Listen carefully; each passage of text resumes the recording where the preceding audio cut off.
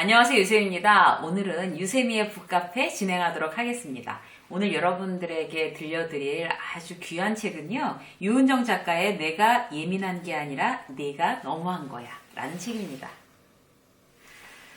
책이 지금 금방 나온 책이 아니라 지금 나온 지가 좀 돼서 이미 여러분들이 알고 계시고 또 읽어본 분들도 꽤 계실 것 같아요. 그런데 이제 책이 너무 좋다 보니까 제가 이제 오늘 여러분들하고 이제 함께 나누려고 북카페 선정했습니다.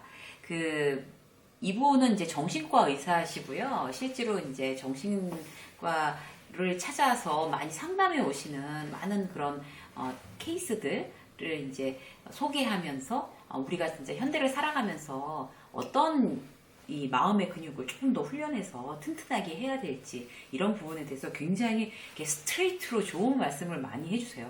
이 책을 읽으면 어떤 느낌이 드나 하면 이 작가분은 굉장히 이렇게 좀 돌아가거나 좀 이렇게 순하게 가는 어떤 그런 스타일이 아니시구나 그런 생각을 많이 했어요. 완전 그대로 직선적으로 스트레이트로, 그러니까 어떻게 읽으면 약간 불편한 감정마저 있지만 그렇지만 우리의 정곡을 정말 콕콕 찔러서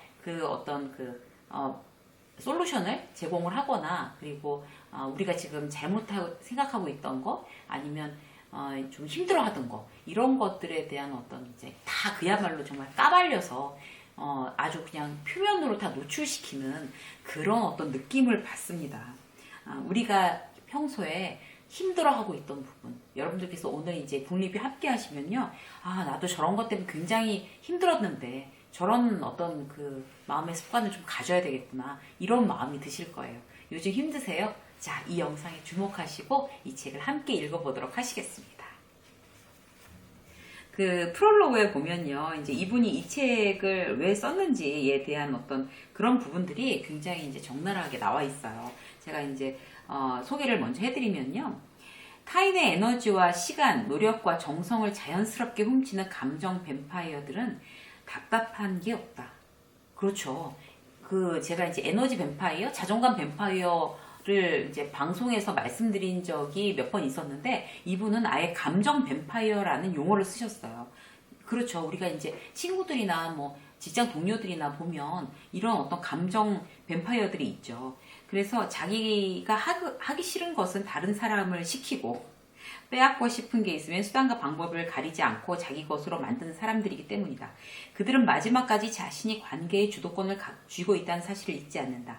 그리고서 뭐라고 얘기를 하냐면요, 내가 솔직해서 그래. 다 너를 생각해서 하는 말이니까 너무 예민하게 받아들이지 마. 이런다는 거죠. 정말 그야말로 그 사람 본인이 잘못한 거에 대한 어떤 그런 잘못을 깨닫는 게 아니라 네가 예민해서 그런 거야 라고 이제 그렇게 몰아붙이는 그런 주변 분들 많으시죠. 자신의 무례함을 상대의 예민함으로 둔갑시키고 자신의 배려 없음을 상대의 옹졸함으로 덮어 씌우는데 탁월한 능력을 가지고 있는 사람들, 감정 뱀파이어들. 그래서 본인이 잘못해도 그 잘못이 자신이 아니라 상대에게 있는 것처럼 순식간에 상황을 역전시켜 버린다. 그래서 실제로 이제 이 작가분 그 상담 오시는 분들은 보통 피해자들이 상담 온다는 거죠. 피해자들이. 가해자들은 자기네들이 뭘 잘못했는지도 모르는 거죠. 그래서 그렇게 힘들어하는 감정 뱀파이어들한테 막 휘둘려서 힘들어하면서 내가 너무 예민한 건가? 내가 잘못된 건가? 이렇게 생각할 수 있잖아요. 그런 사람들은 어떤 대안을 이 책을 읽으면서 이제 어떻게 우리가 마음을 갖고 있는지에 대해서 딱 말씀을 해주고 계세요. 이 작가분이. 세상에서 가장 쉬운 건 회피와 방관, 침묵과 도피다. 겸손과 주눅을 구분하지 못하는 사람일수록 불편한 상황을 만나면 무조건 도피하려고 든다. 물질적 가난은 습관을 궁색하게 만들지만 정신적 가난은 의지를 빈곤하게 만들기 때문이다. 와, 정신적 가난은 의지를 빈곤하게 만든대요. 진짜 무슨 말인지 너무 공감이 되죠. 내 감정의 영토를 안전하게 지키려면 침묵과 회피로 일관하려는 태도부터 버려야 한다. 더불어 나 역시 언제든 상대의 감정 영역을 침범하는 가해자가 될 수 있으니 각자가 서로의 심리적 경계선을 침범하지 않으려는 노력이 필요하다.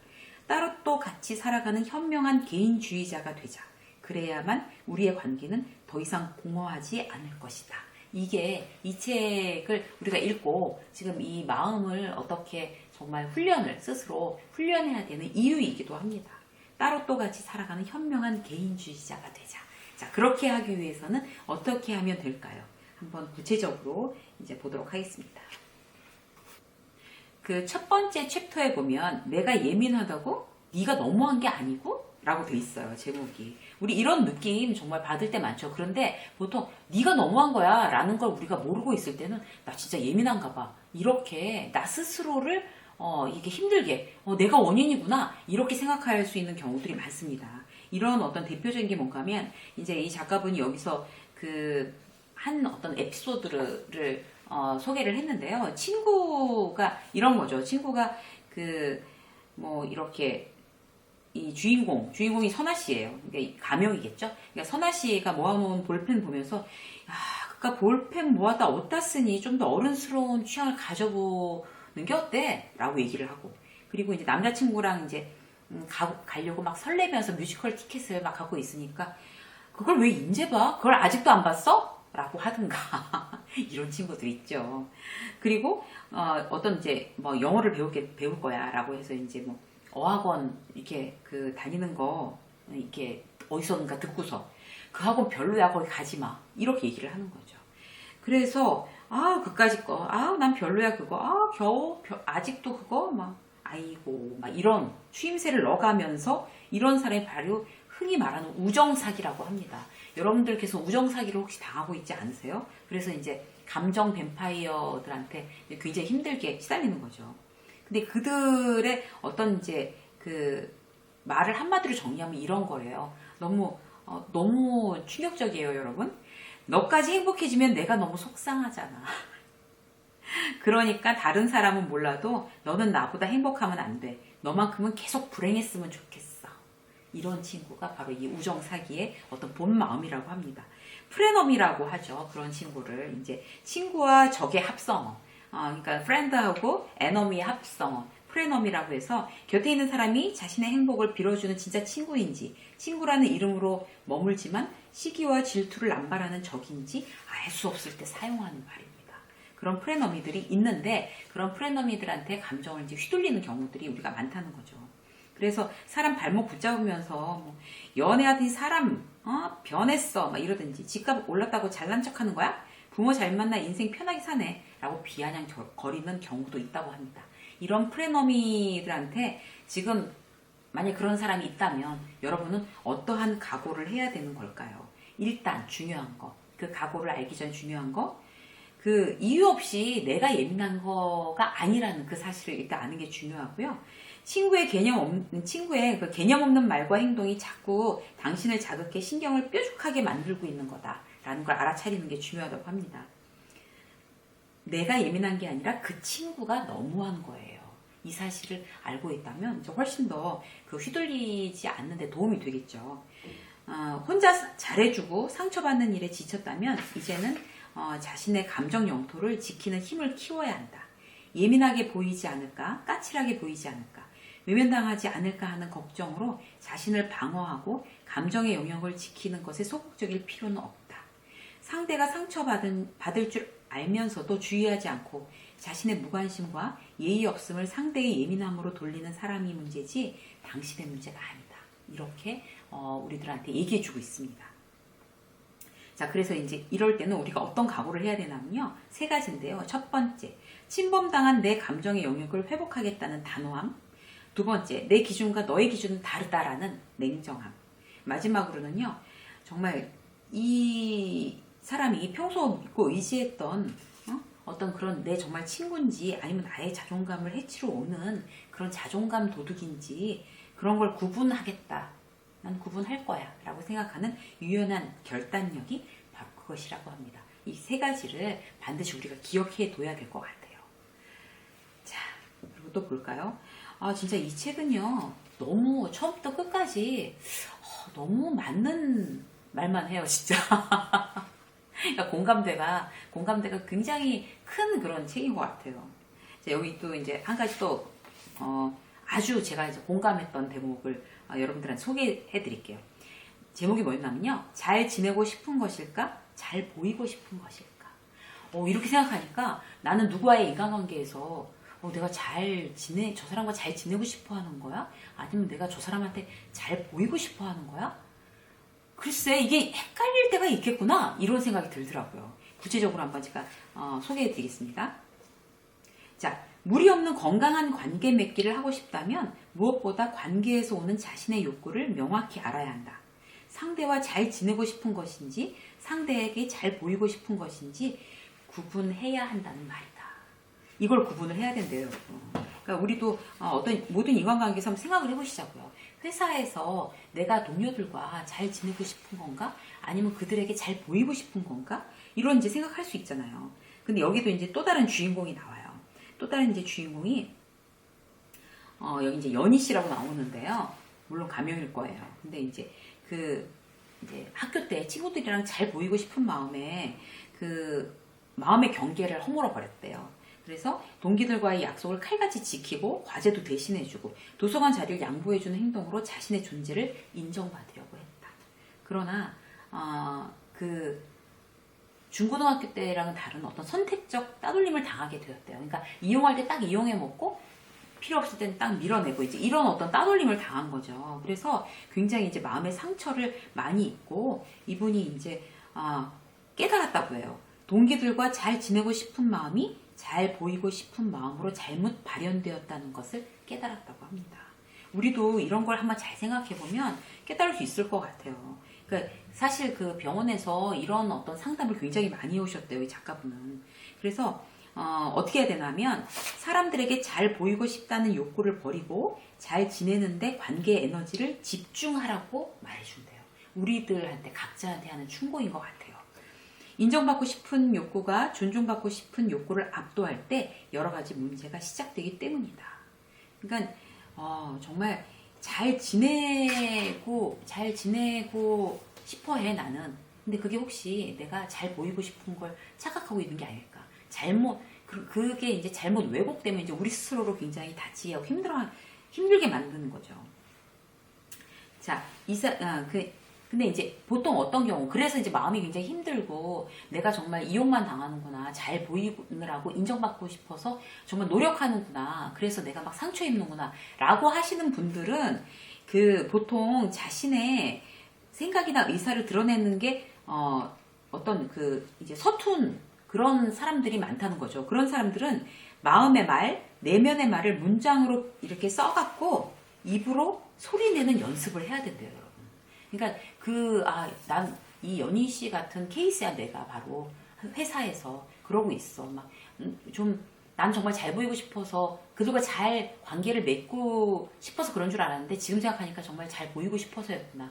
그들한테 굉장히 이용만 당하면서 나 상처를 많이 입는구나, 사실. 이런 생각이 드신다면 내 감정과 그런 상황들을 글로 기록해서 입으로 소리 내서 하는 연습을 해보시기 바라겠습니다. 어떻게 하나 하면요, 일단 써놓고 이렇게 하는 거죠. 그 의견도 좋긴 한데 제가 조금 다른 의견을 내도 될까요? 생각만 하는 게 아니라 정말 글로 써서 이렇게 보는 거예요. 무슨 말씀인지 알겠습니다만 저한테는 좀 예민한 문제라서요. 생각을 정리한 뒤 다시 말씀드리면 어떨까요? 이런 식으로 평소 자신이 쉽게 입 밖으로 꺼내지 못하던 말을 소리내어 해보는 것이다. 너무 좋은 방법인 것 같아요. 그죠? 내면의 말이 중요한 이유는 그 속에 개인의 관점, 가치관, 판단, 느낌, 감정 등이 담겨있기 때문이다. 따라서 이 카드를 제대로 사용할 줄 알면 표현의 욕구 불만을 어느 정도 해소할 수 있게 된다. 내가 정말 이렇게 말로 꺼내서 얘기를 해보면 속이 후련해지실 거예요, 여러분. 그렇게 나는 할 용기가 없어요. 그러면 어떻게 해요? 일단 써서 그걸 읽는 연습, 소리내서 읽는 연습부터 하면 기꺼이 된다고 합니다. 자, 또 볼까요? 너무 좋은 내용이 많은데 그 중에서 이제 또 한 가지를 보면 이런 거예요.